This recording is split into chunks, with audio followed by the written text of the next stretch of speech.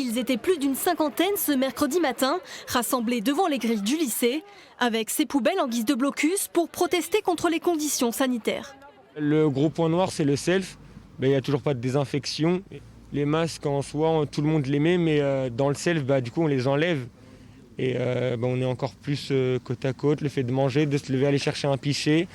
Sachant qu'on a touché un pichet, une personne qui vient derrière nous reprend ce pichet-là, le même. Donc c'est ça. Et puis dans les salles, en soi, rien n'a changé. Car ils sont 820 élèves du collège et du lycée à se retrouver au self entre midi et 14h.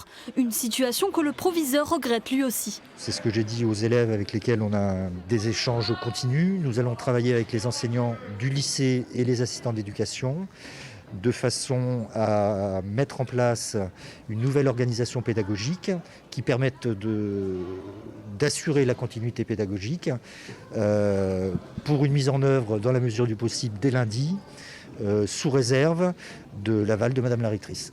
Depuis le début de la semaine, des images tournent sur les réseaux sociaux. Cette photo a été prise lundi dans un lycée du centre-ville de Limoges. Son proviseur assure que depuis, le protocole a été renforcé et que tout est fait pour que l'établissement reste ouvert. Cette autre photo a été prise par un enseignant dans des couloirs du lycée Renoir. Côté professeur aussi, la colère monte.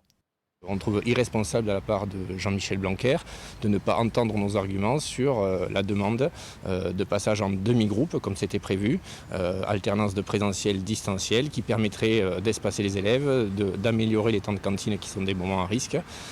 Et donc c'est ce que nous demandons. C'est la seule façon à nos yeux durable que les établissements restent ouverts.